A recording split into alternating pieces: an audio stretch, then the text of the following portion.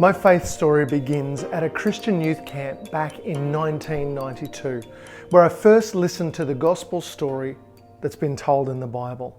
I asked Jesus for forgiveness over all the things that I had done that a holy and righteous God couldn't approve of, and I decided to follow the example of living like Jesus that was left for me in the pages of Scripture. On my next birthday, after I'd made that decision, my then girlfriend, now my wife, bought me a Bible. Now this was a fancy Bible.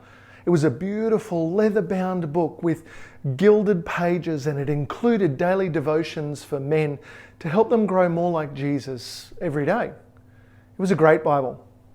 But the thing about that Bible that has stuck with me the most over the years are the verses that Nicole highlighted for me. It was just 2 verses, but I could never have predicted just how significant those would apply in my life and for the world I live in today.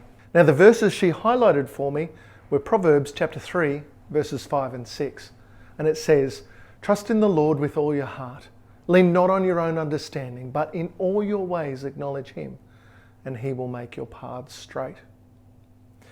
Now, in the midst of a global pandemic, as Nicole and I prepare to leave our home of the last 8 years, leaving both of our adult children behind and beginning to lead a ministry in a new place, these words have never been more significant or held more power for me than they do right now. My prayer is that wherever you're at and through whatever is going on in your life at the moment, the truth and power of this proverb would be an encouragement and comfort for you today. Now, if you have your own Bible, you might want to open it up and follow along. It's only 2 verses, really easy. You might actually like to make some notes, maybe highlight it for yourself as we look at Proverbs chapter 3, verses 5 and 6. And so let's dive in at the most logical place. The beginning. Trust in the Lord with all your heart. Now, when I first read this, I thought that it was a pretty simple statement. It's telling me that I need to trust the Lord. That's just God, right? We all know that. We'll often read the word Lord and automatically think God. We use the word interchangeably today. The problem for me, and I would hazard many others in the world that we live in, is that the word God, whether it's a big G God or a little g God, has become a little generic. We're daily hearing people use the word God as a swear word. Living in Sydney, a city with such a diverse cultural experience, mentioning God could simply mean one of the many gods that this wide group of people recognize. But if you look at the verse, it doesn't say God, it says Lord. And in many of our English translated Bibles, it's actually spelt in all capitals. And that's significant. You'll actually see this through the pages of Scripture, particularly in the Old Testament.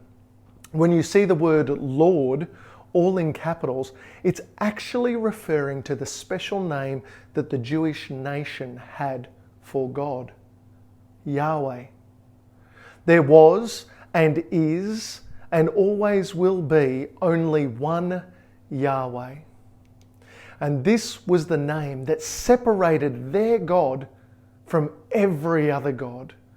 When they read or heard this name, it was filled with the knowledge that this God, this Yahweh, was above all gods.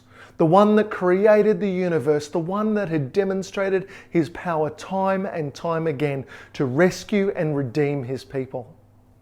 They believed that the one with this name could do anything simply by uttering a word, thinking a thought, or blowing out a breath.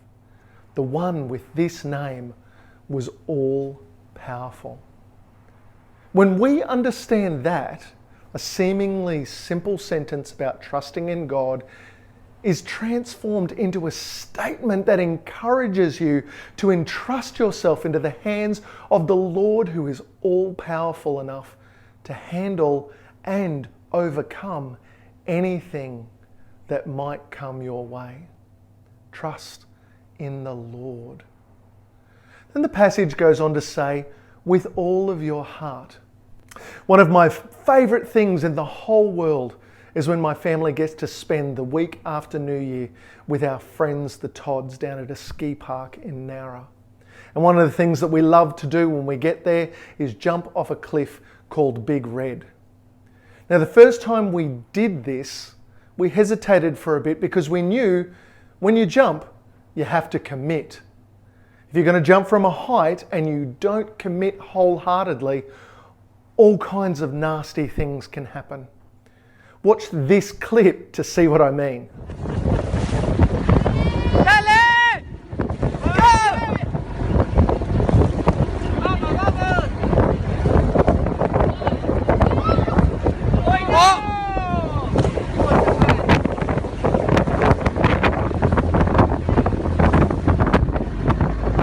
When we don't go in with all of our heart, there is something that holds us back and can throw us off balance and cause all kinds of issues in our life.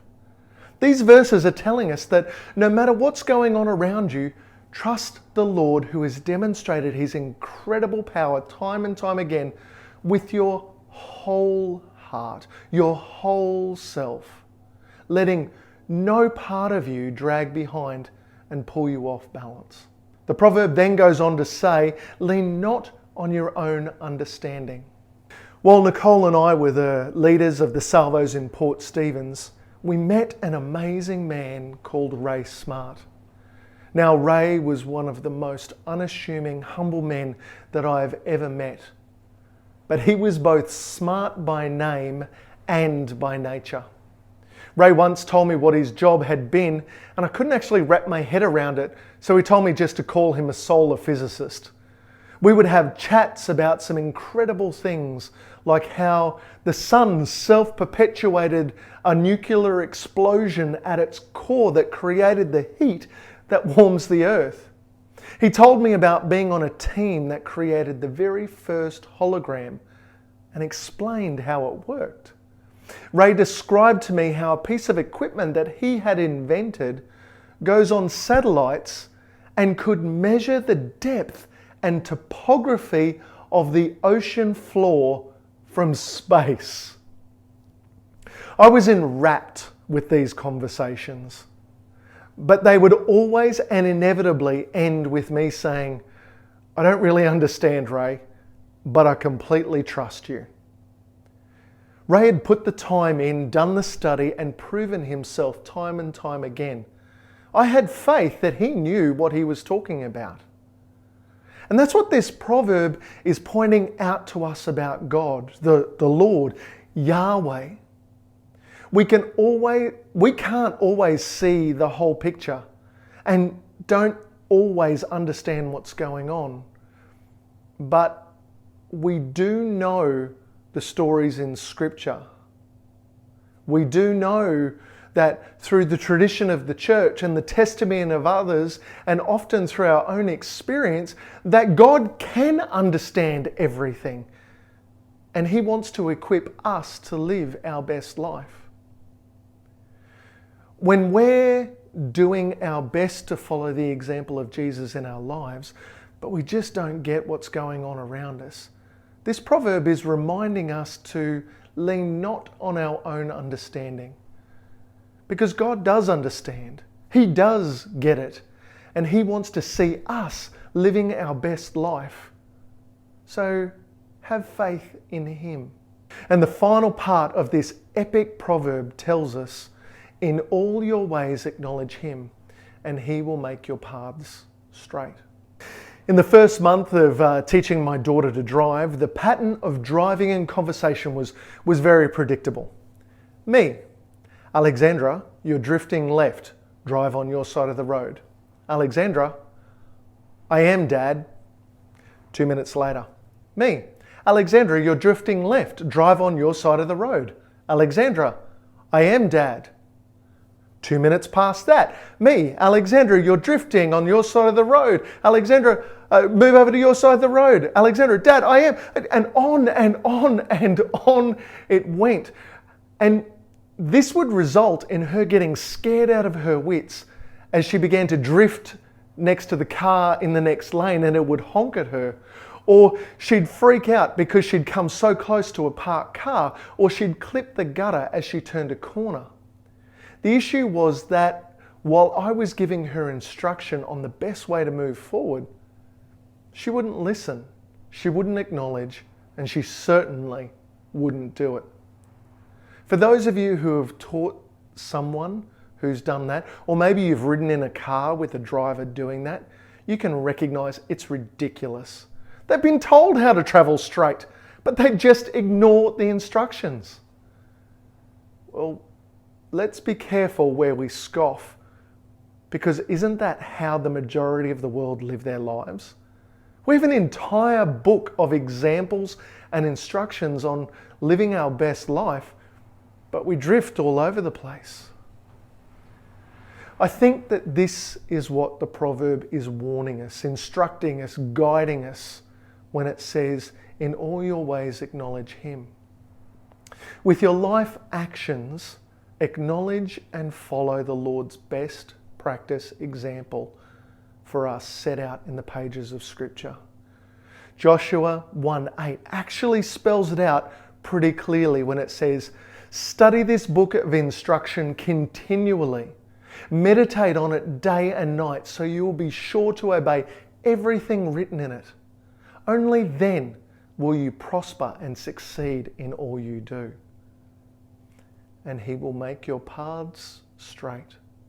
As I said at the beginning, I pray that wherever you're at and through whatever is going on in your life at the moment, the truth and power of this proverb would be an encouragement and comfort for you today. This proverb reminds us that we can have a solid faith that the Lord, whose power to overcome has been proven time and time again, will give you the guidance and support you need to pull you back when you're drifting away from the whole experience of life that he intended for you. This week, if you find yourself in situations where you're uncertain, you don't understand, or you find yourself overwhelmed, I want to encourage you to stop and remind yourself of the powerful God you follow. Remember that he is there for you, and make the decision to put your faith in him, asking him to take care of it for you and with you. I pray you see the Lord move in really powerful ways in your life this week. Amen.